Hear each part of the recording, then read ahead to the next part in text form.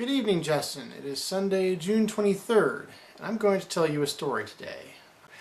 You've probably heard parts of this story.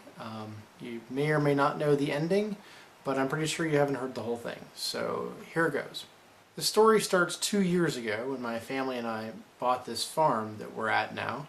We bought the farm from an older fellow by the name of Tim, and at the time we bought the house, Tim had a renter here in the attached apartment, and his name was Dan. So we have Tim and Dan are our main characters right now, including myself and my wife and our children.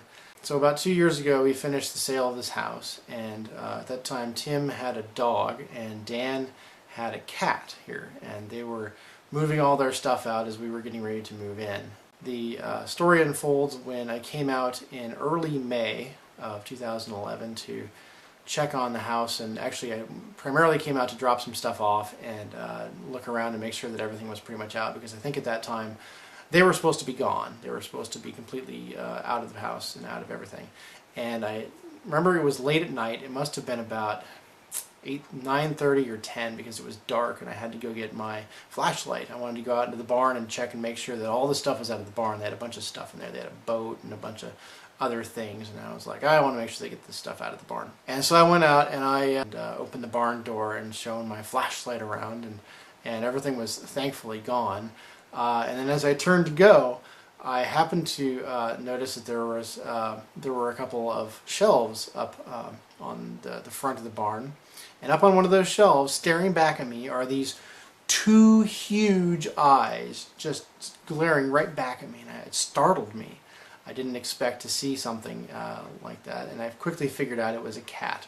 I didn't expect a cat, that's for sure, and I was kind of taken aback, of course, but I went and sort of investigated. I slowly walked up and kind of looked, and as I got about halfway there, maybe about 4 or 5 feet away from the cat, it shied away. I think it actually jumped up to the higher shelf. And I was like, oh, fine, you know, barn cat, whatever. Maybe the name. A couple days later, I came out and I found that there were cat food and water left out on the back porch. And I thought, that's strange. You know, they should have got all their stuff out. So I put it in the garage. I figured, whatever, no big deal. So we asked one of the neighbors, one of our new neighbors, about what's the deal with this cat that we saw in the barn, and she said, oh geez, you know, there's this feral cat that's out there, and I don't know, whatever. And so my wife and I kind of looked up all these programs about what to do if you have a feral cat on your property, and there are actually some really neat programs. You can trap the cat and have it tranquilized, and they will either spay or neuter appropriately and then return the cat to you, and you can let the cat live its wonderful life. And it's kind of a neat thing they're doing here, and a lot of the vet stuff is donated. And so we thought, okay, we're kind of gearing up for this and figuring out how we're going to get this cat. And I come out about a day later to sweep the deck, and this little gray cat comes trotting up to me, meowing with these big, huge eyes, and starts loving on me and marking me, and decides that I'm the best thing ever. And I think she was hungry. It's one of the things. So I went and figured, okay, that's what the cat food was all about. So I put the cat food back out, and sure enough, she ate. We communicated through our real estate agent to ask Tim if this was his cat and if he was going to take it with him, and the response was no, that Dan was going to try to take the cat, but he had a hard time catching it, So the cat stayed, and you know, that was that. And I guess they kind of figured, well, the cat kind of lives here. And the story goes, the cat was actually abandoned. Originally it was said that it was something like 10 years ago, but we think it was more like 6 or 7. The cat was abandoned out on the road, and she made her way up to the barn and decided this was the place that she wanted to live. Tim and Dan referred to this little gray cat as just the gray cat, because they had other cats of other colors, and this cat never really had a name. As far as I've been able to tell, she had made her home in the barn until we moved here. And when we moved in, we didn't have anybody to rent the attached apartment here. Of course, we use it as a family room and an office, so we had no interest in doing that.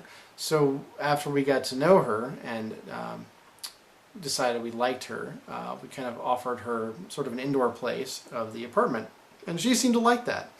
At first we thought it would be very cute to call her Kat, and I thought that would be short for Catherine. But of course, after a little bit, we kind of came to realize she must have had some Russian blue in her. And so the name Katya was suggested by my wife, and it kind of stuck. And so that's how the name Katya came to be. After a while, she seemed to take to living in the apartment very well and seemed to enjoy being an indoor cat.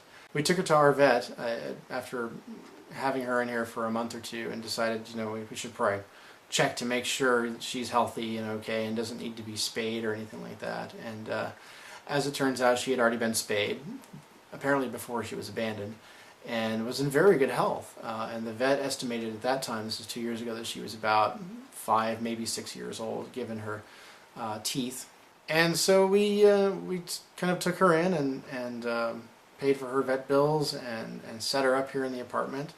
And she did very well. And she was kind of our evening buddy. I think you know that our routine is we put the children to bed at about, 8, 8:30 at night.